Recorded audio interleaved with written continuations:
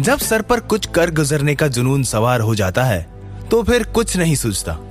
जब ये ठान लेते हैं कि जब तक लक्ष्य नहीं मिलता तब तक नहीं रुकेंगे, तो फिर चाहे जितने भी कांटे रास्ते में आ जाए, उन सभी कांटों को पार करना आसान हो जाता है। जब जीवन में घोर अंधेरा हो जाए और उम्मीद की एक किरण मिल जाए, तो कोई भी अंधेरी राह पार कर सकते हैं। करण पर भी ठीक वैसे ही एक अलग जुनून सवार था। गांव वाले उसके अपने और ना जाने कितने लोग उसके रास्ते के कांटे बने हुए थे, लेकिन उसे सबसे कोई फर्क नहीं पड़ता था। उसे अब जीवन के अंधेरे में एक उम्मीद की किरण मिल गई थी। उसे अब जड़ी बूटियों का रहस्य मिल गया था। वो औषधियां बनाने में कामयाब होने वाला था। उसने ठान लिया था कि उसके लिए गलत सोचने वालों को वो अपनी काबिलियत साबित करके ही रहेगा। करण औषधालय में औषधियों की मदद से कुछ रसायन तैयार कर रहा था, जिससे गांव में किसी भी इंसान की तबीयत खराब होने पर उसे वो ठीक कर सके। लेकिन वो अच्छी तरह से जानता था कि अभी उसकी बात का कोई यकीन नहीं करेगा, पर वक्त आने पर सबको पता चल जाएगा कि उसमें कितनी काबिलियत है। करण का पूरा ध्यान औषधालय में औषधियों पर था कि उसे पीछे से किसी के आने की आहट सुनाई दी। वो पीछे मुड़कर देखता है, लेकिन उसे कोई नजर नहीं आता। वो फिर से अपना ध्यान केंद्रित करता है कि औषधालय से कुछ मिट्टी के बर्तन गिरने की आवाज आती है।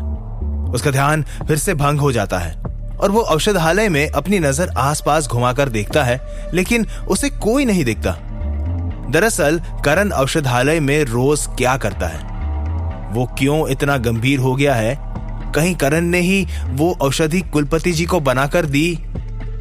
ये सब बातें जानने के लिए प्रताप औषधालय में करण से छिपकर घुस आया था। वो औषधालय में रखी दरवाजे के पास बड़ी सी टेबल के नीचे घुस गया था, ताकि करण के जाते ही वो पता लगा सके कि वो यहाँ किस लिए रोज आता है। प्रताप जब टेबल के नीचे घुस रहा था तो उसके हाथ से मिट्टी के घड़े को एक धक्का लगा। करण ने मिट्टी के बर्तन के गिरने की आवाज सुनकर पूरे औषधालय में जाकर देखा कि किसने गिराया, लेकिन उसे कोई नजर नहीं आया। करण फिर से अपने काम में लग गया। तभी उसे अचानक याद आया कि वो जो जंगल की गुफा से जड़ी बूटी लाया था, वो उसके कमरे में ही है और उसकी उसे अभी जरूरत है। करण अपने कमरे में उस औषधि को लेने के लिए चला गया। करण के जाते हुए पैरों को प्रताप ने टेबल के नीचे से देख लिया था। करण के कमरे से बाहर जाते ही उसने तुरंत औषधालय का दरवाजा बंद किया और जिस रसायन से करण औषधियां तैयार कर रहा था, उसे देखने के लिए प्रताप तुरंत वहां गया। प्रताप करण के उस रसायन की बहुत जांच परख कर रहा था, लेकिन उसे कुछ समझ नहीं आ रहा था कि करण इस रसायन से क्या बनाना चाहता है। वो सब औषधियों की जांच कर रहा था, लेकिन वो सभी औषधियां कुछ ऐसी थी जिसकी समझ अभी तक प्रताप को भी नहीं थी। उसने उसके जीवन में कभी इस तरह की औषधियां देखी ही नहीं थी। वो उन औषधियों को देखकर कभी सोचता था कि ये करण एक नंबर का गधा है। कुलपति जी का लड़का है तो कुछ भी औषधालय में करेगा। पता नहीं ये सब क्या बना रहा है, मेरी समझ से तो परे है ये सब। प्रताप वहां खड़े खड़े आश्चर्य में पड़ गया था। उसे ये सब औषधियां कचरे जैसी लग रही थी, लेकिन वास्तव में कभी उसने जीवन में इस तरह की औषधियां देखी ही नहीं थी। उसे कुछ खबर नहीं थी कि ये औषधियां कितनी कारगर हैं। प्रताप वहां से जाने की कोशिश ही कर रहा था कि उसे दरवाजे पर करण के कदमों की आहट महसूस हुई। वो तुरंत जाकर वापस उस टेबल के नीचे छिप गया। करण को इस बात का बिल्कुल अंदाजा नहीं था कि उसकी गैर हाजिरी में प्रताप ने सभी औषधियों की जांच कर ली है। वो जैसे ही अपने काम में वापस ध्यान लगाता है, इधर तब तक प्रताप उस टेबल के नीचे से निकलकर बाहर निकल जाता है। औषधालय कुलपति जी के घराने से थोड़ा अलग लगभग 70 मीटर की दूरी पर था।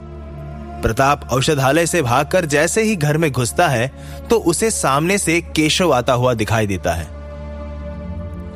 ये इतनी तेज गति से कहां से आ रहे हो? कोई डाका डाल के आ रहे हो क्या? केशव प्रताप को ताना मारते हुए पूछता है। केशव की बात सुनकर प्रताप सोचता है कि वो करण के बारे में केशव को बता दे, लेकिन फिर उसे उसका मजाक याद आ जाता है। कल उसका मजाक बना था जब उसने प्रताप को करण की बात बताई थी। वो सोचता है कि मास्टर केशव को बताने से कोई मतलब तो वैसे भी नहीं है। वो धीरे से फिर झूठ बोलते हुए कहता है, अरे नहीं नहीं मास्टर केशव, आपकी इतनी मेहरबानी है मुझ पर, तो फिर डाका डालने की क्या जरूरत है। वो तो मैं ऐसे ही पीछे एक कुत्ता पड़ गया था, तो मैं उससे बचकर भाग रहा था। प्रताप की बात सुनकर केशव आश्चर्य से पूछता है, अच्छा तो अब तक तुम करण की बात कर रहे थे और अब तुम कुत्तों से भी डरने लगे। ये क्या हो रहा है तुम्हें प्रताप? तुम तो ऐसे कभी ना थे। नहीं नहीं मास्टर केशव, ऐसी कोई बात नहीं है। वो तो मैं उस कुत्ते के साथ थोड़ा मस्ती करते हुए उसको भगा रहा था। प्रताप केशव से अपनी सफाई देते हुए कहता है, लेकिन केशव भी जुबान का कड़वा इंसान है। वो खाना खाए बिना रह सकता है, लेकिन तंज कसे बिना तो कभी नहीं रह सकता। वो प्रताप को तंज कसते हुए कहता है, अच्छा तो मतलब अब उस नालायक करण की जगह तुमने ले ली है। पहले वो कुत्तों के साथ दिन भर खेलता था, अब कुत्तों के साथ खेलने का तुम्हें बुखार चढ़ गया है। कहीं ऐसा ना हो कि कुत्तों के साथ तुम्हारी एक दिन उनके जैसी ही हालत हो जाए। मास्टर केशव की व्यंग भरी बात सुनकर प्रताप क्या बोल सकता था। वो सच बोले तो भी उसे कड़ी डांट पड़ेगी, और अगर झूठ बोले तो भी ताने सुनने पड़ रहे थे। वो अब ये सोचने लगा था कि अभी थोड़े दिन पहले उसकी मास्टर केशव की नजरों में कितनी इज्जत थी, और अब उसे हर बार कड़वी बातें सुनने को मिल रही थी। उसने मास्टर केशव से नजरें छुपाकर अपनी नजरें जमीन में गाड़ा ली थी। अब यहां क्या खड़े हो मूर्खों की तरह? कहीं इन हरकतों से तुम अपनी शक्तियों से ना हाथ धो बैठो। मैं देख रहा हूं कि तुम अब बिल्कुल भी कुछ भी रसायन तैयार नहीं कर रहे हो ताकि उससे अपनी योग शक्तियों को बढ़ा सको। अब जाओ और अपने काम में लग जाओ। केशव उसे डांटते हुए कहता है। प्रताप मास्टर केशव की व्यंग भरी बातें सुनकर वहां से चला जाता है। तभी वहां कुलपति जी आ जाते हैं। वो मास्टर केशव को देखकर कहते हैं, क्या बात है केशव, क्या हुआ जो प्रताप को डांट रहे हो? नमस्ते ताऊ जी। कुछ नहीं, ऐसे ही। अभी हमारे परिवार को कितनी औषधियों की आवश्यकता है। अभी कड़ाके की ठंड पड़ेगी तो औषधियों की जरूरत पड़ेगी, और ये प्रताप है जो कुत्तों के साथ खेलने में लग गया। ऐसे काम तो सिर्फ करण को ही शोभा देते हैं, है ना ताऊ जी? केशव कुलपति जी को करण के नाम से ताना मारते हुए कहता है। केशव और बाकी कोई भी परिवार का सदस्य कुलपति जी के सामने करण की बुराई करने में संकोच नहीं करता था, क्योंकि सबको पता था कि कुलपति जी भी खुद तंग आ गए हैं और करण की इज्जत तो वैसे भी कुछ नहीं थी। लेकिन इस बार ऐसा नहीं था। केशव के मुंह से करण की ऐसी बात सुनकर उनको झटका लगा था। अंदर ही अंदर बहुत बुरा लग रहा था, लेकिन वो ये सोच रहे थे कि करण वक्त पर सबको जवाब देगा। तभी कुलपति जी भड़कते हुए केशव से कहते हैं, बहुत हो गया केशव, हर बार करण का इस तरह से मजाक बनाना अच्छी बात नहीं है। वो इस परिवार का सबसे छोटा सदस्य है और तुम्हारा भाई भी है, तुम ये मत भूलो। करण के प्रति कुलपति जी के बदले विचार देखकर केशव को काफी हैरानी हो रही थी। उसे कुछ समझ नहीं आ रहा था कि पहले तो करण के बारे में वो कुलपति जी को कुछ भी बोल देता था तो वो कुछ नहीं बोलते थे, लेकिन आज जब उसने सिर्फ कुत्तों के साथ खेलने वाली बात क्या बोल दी, कुलपति जी उस पर भड़क उठे। वो कुलपति जी की बात का कोई जवाब नहीं दे पाया और सोच में डूबा नजरें नीची किए हुए बस खड़ा रहा। कुलपति जी भी केशव को डांट कर वहां से चले गए।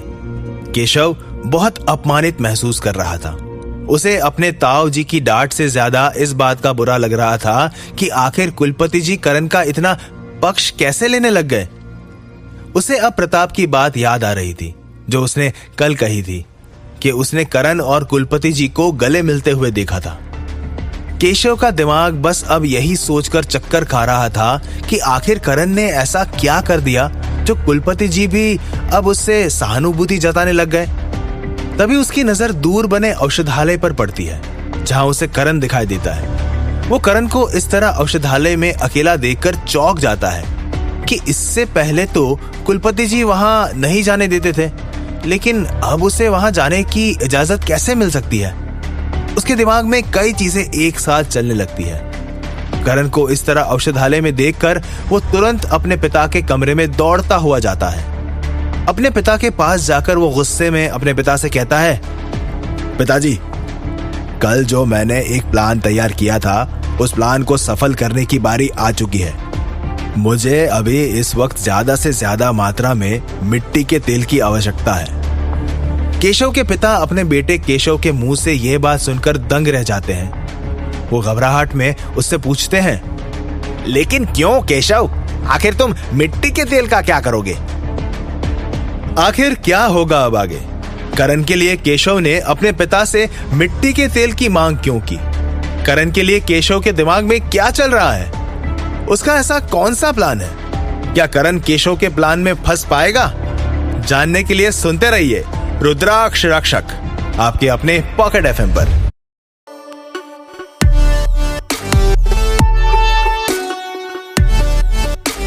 अगर हमारी ये वीडियो आपके लिए हेल्पफुल रही है तो हमारे चैनल को सब्सक्राइब कर लें और वीडियो को लाइक भी कर दें, ताकि हमें इस जैसी और वीडियो बनाने के लिए मोटिवेशन मिल सके।